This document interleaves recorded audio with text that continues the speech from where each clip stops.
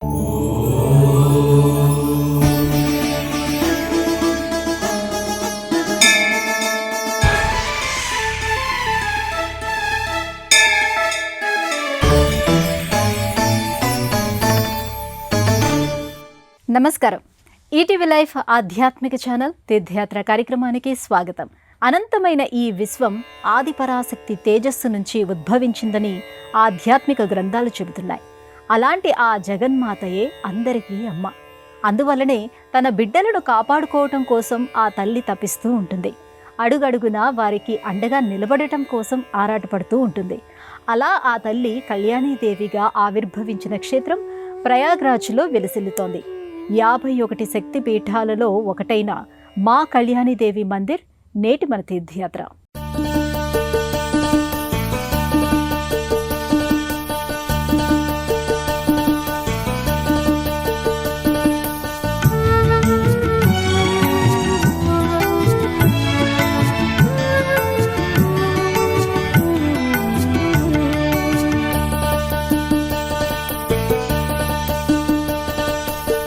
సాంబ శివ ప్రియ సతీ నమో నమో మహేశ్వరి, సాంబ శివ ప్రియ సతీ నమో నమో మహేశ్వరి, సాంబ శివ ప్రియ సతీ నమో నమో మహేశ్వరి, సాంబ శివ ప్రియ సతీ నమో నమో మహేశ్వరి.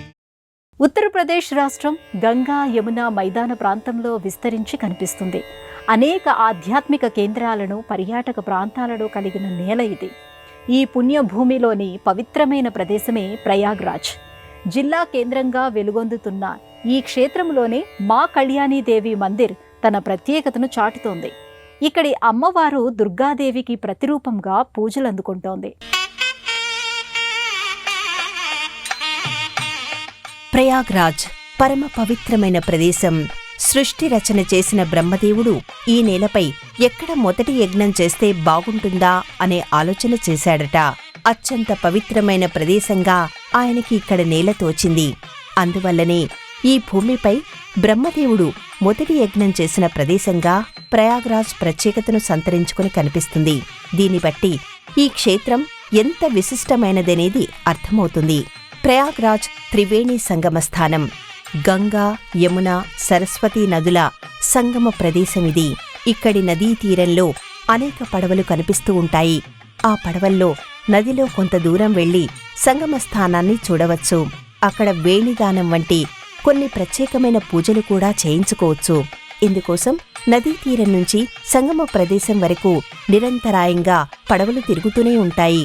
దీన్ని బట్టి ఈ క్షేత్రానికి భక్తులు ఏ స్థాయిలో దర్శించుకుంటారనేది అర్థం చేసుకోవచ్చు. నదీ స్నానం చేసిన అనంతరం భక్తులు ఆలయాల దర్శనానికి బయలుదేరతారు. త్రివేణి సంగమ తీరంలో అనేక ఆలయాలు, మందిరాలు కనిపిస్తాయి. భక్తులు వాటిని దర్శించుకుంటూ ఇతర దేవాలయాల దిశగా ముందుకు సాగుతారు. అలా వాళ్లు మా కళ్యాణీదేవి మందిరానికి కూడా చేరుకుంటారు.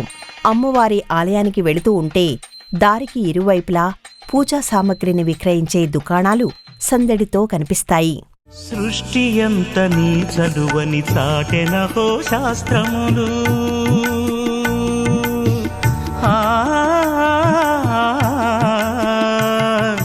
సృష్టి ఎంత నీ చదువని చాటెనహో శాస్త్రములు, ఎదురుగా కనరాని నిన్ను ఏ విధముగా పూజింతును, ఏ విధముగా పూజింతును. సాంబ శివ ప్రియ సతీ నమో నమో మహేశ్వరి, సాంబ శివ ప్రియ సతీ నమో నమో మహేశ్వరి.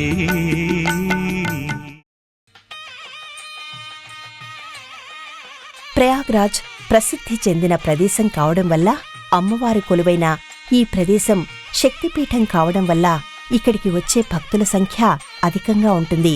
అందువల్ల ఆలయం ఎప్పుడూ రద్దీగానే కనిపిస్తూ ఉంటుంది. సువిశాలమైన ప్రదేశంలో నిర్మితమైన అమ్మవారి ఆలయం పాలరాతి మందిరాల సముదాయంగా కనిపిస్తుంది. ఆలయ ప్రాంగణమంతా పచ్చని చెట్లతో ఆహ్లాదకరంగా అనిపిస్తుంది. 17-18 శతాబ్దాల మధ్యకాలంలో ఈ ప్రాంతంలోని ఆలయాల నిర్మాణ శైలి భిన్నంగా ఉంటుంది. అలాంటి ఒక నిర్మాణ శైలిలోనే ఇక్కడి ఆలయం కనిపిస్తుంది. 1883లో ఈ ఆలయాన్ని నిర్మించినట్టుగా చరిత్ర చెబుతోంది. అయితే అమ్మవారి అర్చామూర్తి ఈ ప్రదేశంలో 7వ శతాబ్దం నుంచే ఉన్నట్టుగా ఆధారాలు ఉన్నాయి. 32 అంగుళాల ఎత్తును మాత్రమే కలిగిన ఇక్కడి అమ్మవారి మూలమూర్తి అత్యంత శక్తివంతమైనదని అంటారు.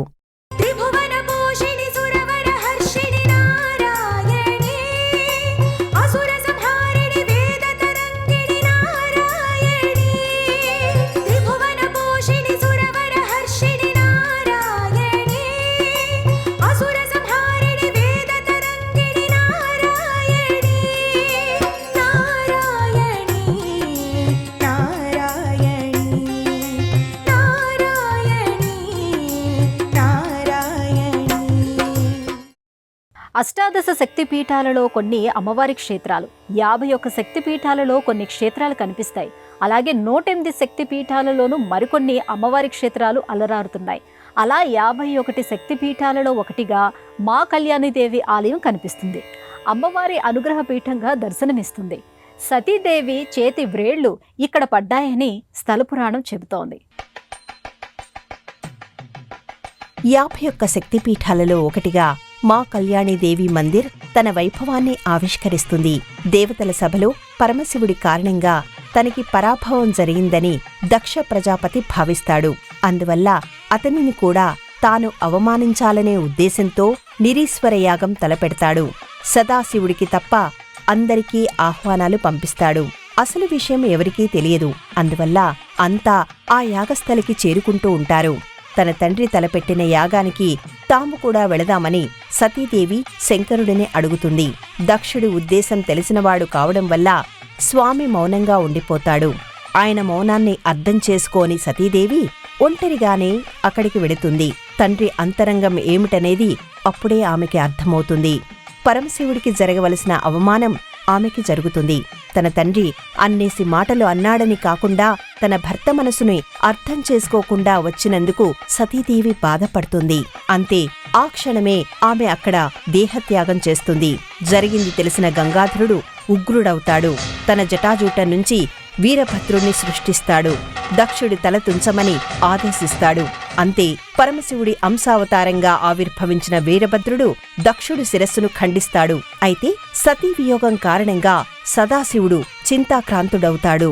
అది గమనించిన విష్ణుమూర్తి తన చక్రాయుధంతో సతీదేవి నిర్జీవ శరీరాన్ని ఛిద్రం చేస్తాడు. అప్పుడు ఆమె శరీర భాగాలు అనేక ప్రదేశాల్లో పడతాయి. ఆ ప్రదేశాలన్నీ శక్తిపీఠాలుగా ఏర్పడ్డాయి. అలా సతీదేవి చేతివేళ్లు పడిన క్షేత్రంగా ప్రయాగ్రాజ్ కనిపిస్తుంది. అనేక యుగాలుగా ఈ క్షేత్రం తన మహిమలను చాటుతూనే ఉంది. శైలపుత్రివి బ్రహ్మచారిణివి చంద్రఘంటవు జయ దుర్గా. శైలపుత్రివి బ్రహ్మచారిణివి చంద్రఘంటవు జయ దుర్గా. స్కందమాతవు కాత్యాయనివి కూష్మాండదేవి శ్రీ దుర్గా. కాళరాత్రివై మహాగౌరివై కావుము నీవే మా దుర్గా. జయ జయ దుర్గా వైష్ణవి దుర్గా భార్గవి దుర్గా జయ దుర్గా. భార్గవి దుర్గా జయ దుర్గా. బ్రహ్మదేవుడు తొలి యాగాన్ని చేసిన ప్రదేశంగానే కాదు, యజ్ఞవాల్క్య మహర్షి తపస్సు చేసిన ప్రదేశంగానూ ఇది కనిపిస్తుంది. మత్స్యపురాణం, బ్రహ్మపురాణం, పద్మపురాణాల్లోనూ ఈ క్షేత్ర ప్రాశస్త్యం గురించిన విశేషాలు కనిపిస్తాయి. వనవాస సమయంలో చిత్రకూటానికి వెళ్లడానికి ముందు సీతారామలక్ష్మణులు భరద్వాజ మహర్షి ఆశ్రమంలో ఉంటారు. ఆ భరద్వాజ మహర్షి ఆశ్రమం ఉన్నది ఇక్కడేనని అంటారు. ఇలా అనేక విశేషాల మాలికగా ఈ క్షేత్రం కనిపిస్తుంది. మా కళ్యాణీదేవి మందిరంలోకి అడుగుపెడితే ఒక ఆధ్యాత్మిక భావ ప్రపంచంలోకి ప్రవేశించిన అనుభూతి కలుగుతుంది. ప్రాచీన కాలం నాటి నిర్మాణ శైలి, ఆనాటి పనివాళ్లు ప్రదర్శించిన నైపుణ్యం విస్మయులను చేస్తాయి. లోపలంతా చాలా చల్లగా ఉంటుంది. అది అమ్మవారి చూపుల కారణంగా ఏర్పడిన చల్లదనమా, లేదంటే చలువరాతి బండ వలన కలిగే చల్లదనమా అనేది అర్థం కాని పరిస్థితి. ముఖమంటపం నుంచి అమ్మవారి గర్భాలయ భాగాన్ని వేరు చేసినట్టుగా కనిపిస్తుంది. అందువల్లనే ముఖమండపంతో సమానంగా గర్భాలయ ప్రదేశం విశాలంగా ఉంటుంది.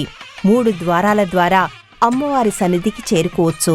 పరిమాణం పరంగా అమ్మవారి అర్చామూర్తి చిన్నదిగానే కనిపిస్తుంది. అయినా అమ్మా అనే ఒక్క పిలుపుకి ఆ తల్లి వెన్నముద్దలా కరిగిపోతుంది. వేల వరాలను వెన్నెల ధారలుగా కురిపిస్తుంది. గర్భాలయంలో అమ్మవారు ఒక వేదికపై కొలువై ఉంటుంది. అమ్మవారు చుట్టూ ఉన్న ప్రదేశమంతా అలంకారమయమై కనిపిస్తుంది. అలంకారభరితమైన తళతళలు, ధగధగలు అమ్మవారి తేజస్సుతో పోటీ పడలేక ఓడిపోతూ ఉంటాయి. ఆ కాంతి కిరణాలు తిరిగి అమ్మవారి పాదాల సన్నిధిలోనే రాలిపోతూ ఉంటాయి.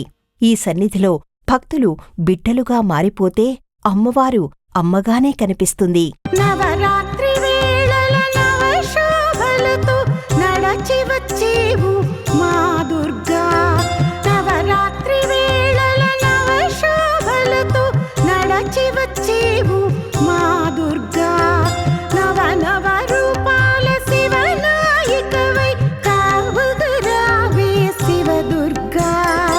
కాళరాత్రివై మహాగౌరివై కావుము నీవే మా దుర్గా. జయ జయ దుర్గా వైష్ణవి దుర్గా భార్గవి దుర్గా. జయ దుర్గా జయ దుర్గా.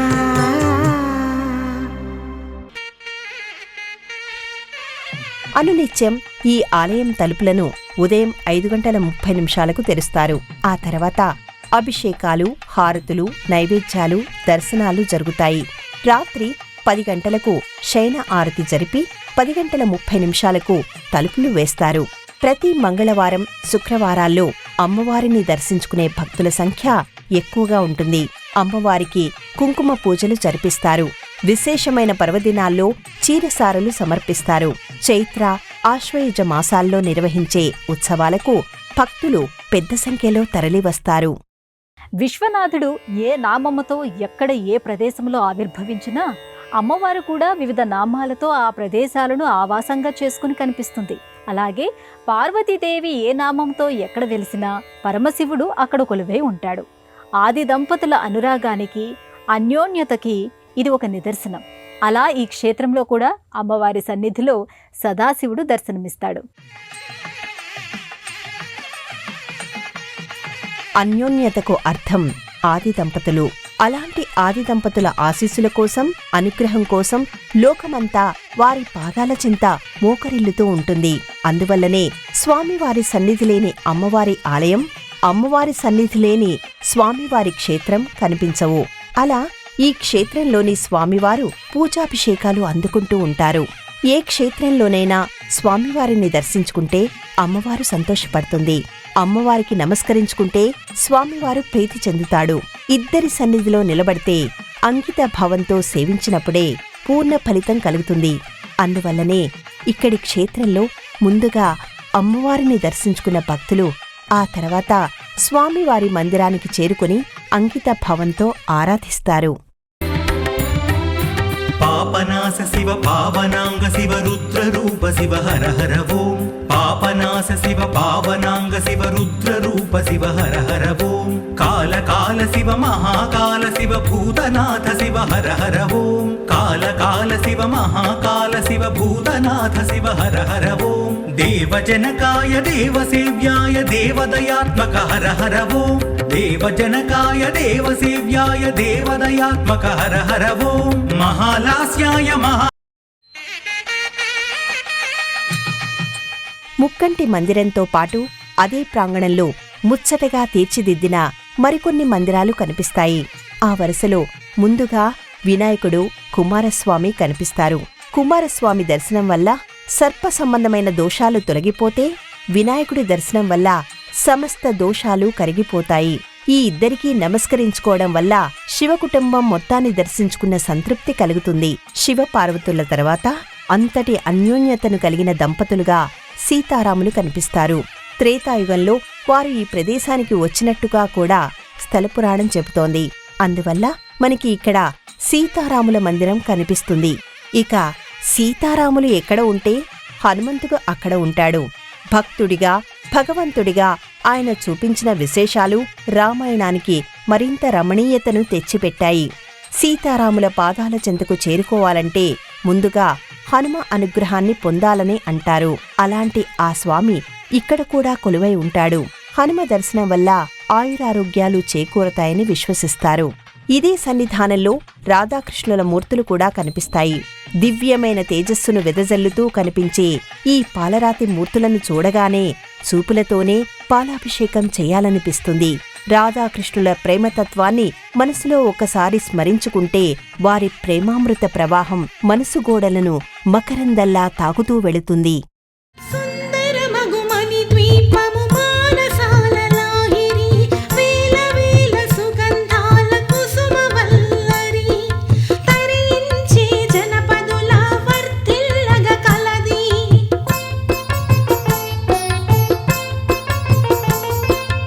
అపరంజి పుష్పాల శోభిల్లగాలరి, పారిజాత వనాలు, పద్మరాగ గణాలు, మణిరత్నమ కుటాలు, పంచామృత తీర్థాలు, సురాధిపుల చర్చితాలు, గంధర్వుల రాగాలు, కోటి సూర్యులు కోటి చంద్రులు వీర తారకలు, వెలుగుల జిలుగులు మిలమిల తలుకులు, అద్భుతము అతులితము మహనీయము.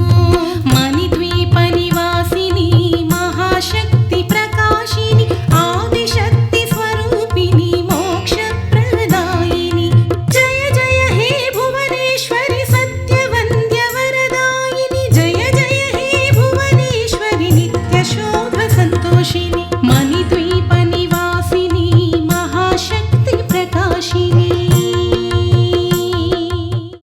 శ్రీ కళ్యాణీదేవి మందిరం సమీపంలో అంటే త్రివేణి సంగమ తీరంలోనే అనేక ఆలయాలు, మందిరాలు వెలుసిల్లుతూ కనిపిస్తాయి. నదీ స్నానం చేసిన భక్తులు ఇక్కడి ఆలయాలను దర్శిస్తూ ముందుకు సాగుతారు. ఆ జాబితాలో మనకి మాధవేశ్వరి ఆలయం, బడే హనుమాన్ మందిరం, నాగవాసుకి మందిరం కనిపిస్తాయి. రండి ఆ విశేషాలు కూడా తెలుసుకుందాం. త్రివేణి సంగమానికి 6 కిలోమీటర్ల దూరంలో మాధవేశ్వరి మందిరం కనిపిస్తుంది. ఇక్కడే అమ్మవారిని అలోపి మాత అని పిలుస్తారు. అలోపి అంటే అదృశ్యమైన అనే అర్థం. అంటే అమ్మవారు ఇక్కడ అదృశ్య దేవతగా ఉంటుందని భక్తులు భావిస్తూ ఉంటారు. గర్భాలయంలో అమ్మవారికి మూర్తి ఉండదు. చెక్కతో చేయబడిన ఒక డోలీ మాత్రమే ఉంటుంది. ఆ డోలీలో అదృశ్య రూపంలో అమ్మవారి ఉంటుందని భావిస్తారు. సతీదేవి పార్థివ శరీరాన్ని శ్రీ మహావిష్ణువు సుదర్శన చక్రం విచ్ఛిన్నం చేయగా అనేక భాగాలుగా విడిపోయిన ఆమె శరీరం ఈ ప్రదేశంలో పూర్తిగా అదృశ్యమైందని అంటారు. ఈ క్షేత్రాన్ని కూడా శక్తిపీఠంగానే భావిస్తూ ఉంటారు. త్రివేణి సంగమానికి 1 కిలోమీటర్ దూరంలోనే బడే హనుమాన్ ఆలయం కనిపిస్తుంది. రహదారి పక్కనే ఉన్న ఈ ఆలయాన్ని భక్తులు తప్పకుండా దర్శించుకుంటూ ఉంటారు. పూర్తిగా సింధూర రంగులో కనిపించే ఈ ఆలయం నిత్యం రద్దీగానే ఉంటుంది. 1787లో నిర్మించిన ఆలయం ఇది. 20 అడుగుల హనుమమూర్తిని ఇక్కడ చూడొచ్చు. ఈ హనుమ దర్శనం వల్ల సమస్త పాపాలు, శాపాలు తొలగిపోతాయని అంటారు. గంగానది ఒడ్డునే నాగవాసుకి ఆలయం కనిపిస్తుంది. సదాశివుడు సదా తన మెడలో ధరించే సర్పరాజమే వాసుకి. ఎత్తైన పొడవైన మెట్లతో నిర్మితమైన మందిరంలో నాగవాసుకి దర్శనమిస్తూ ఉంటుంది. ఈ మందిరానికి చేరుకోవాలంటే చాలా మెట్లనే ఎక్కవలసి ఉంటుంది. క్షీరసాగర మథనం అనంతరం అలసిపోయిన వాసుకి ఇక్కడ విశ్రమించాడని స్థల పురాణం చెబుతోంది. నాగవాసుకి దర్శనం వల్ల కాలసర్ప దోషాలు తొలగిపోతాయనేది భక్తుల విశ్వాసం. ప్రయాగ్రాజ్ త్రివేణి సంగమ ప్రదేశం కావడం వల్ల ఇక్కడ పిండ ప్రదానం, వేణిదానం వంటి కార్యక్రమాలను నిర్వహిస్తూ ఉంటారు. ఇక ఈ క్షేత్రంలో శక్తిపీఠం ఉండటం వల్ల కూడా పెద్ద సంఖ్యలో భక్తులు ఇక్కడికి చేరుకుంటూ ఉంటారు. ఇక్కడికి 120 కిలోమీటర్ల దూరంలోనే కాశీ క్షేత్రం ఉంది. అందువల్ల కాశీ క్షేత్రాన్ని దర్శించుకున్న భక్తుల్లో చాలా మంది ఈ క్షేత్రానికి చేరుకుంటూ ఉంటారు. కనకవర్షిణి దివ్యదర్శిని నిత్యహర్షిణి పాహి మాం, శక్తికారిణి పాపహారిణి లోకపాలిని పాహి మాం, పాహి మాం పద్మాసని, పాహి మాం సర్వేశ్వరి, అహము తుంచా శిరసు వంచ, అంజలించా కరుణించమ్మా నిన్ను కొలిచా.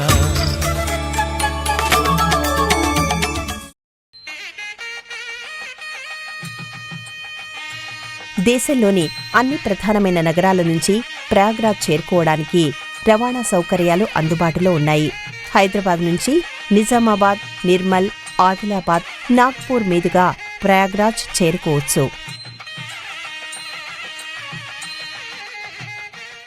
యుగాల నాటి పుణ్యతీర్థం, పవిత్ర త్రివేణి సంగమ స్థానం, శక్తి పీఠాలలో ఒకటైన మహిమాన్విత ప్రదేశం, ఇతిహాస పురాణ సంబంధమైన ఘట్టాలకు వేదికగా నిలిచిన దివ్య స్థలం ఇది. అలాంటి ఈ పుణ్యక్షేత్రాన్ని మనసారా దర్శించుకున్నారు కదా. మరో ఆలయ సందర్శనంతో మళ్ళీ కలుసుకుందాం. అంతవరకు సెలవు. నమస్కారం.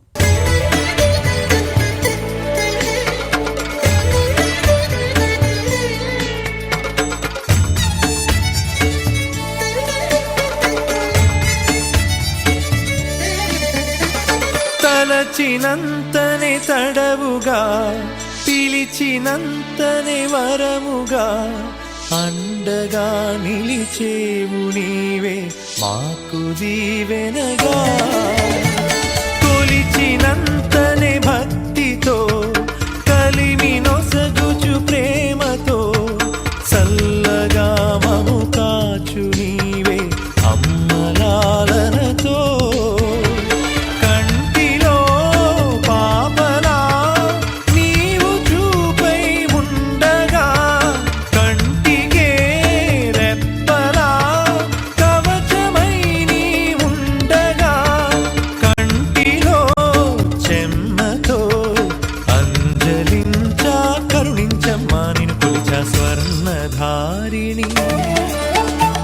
స్వర్ణధారిణి సౌమ్యరూపిణి సౌఖ్యదాయిని పాహి మాం. భక్తరంజని దుఃఖభంజని కష్టనాశని పాహి మాం.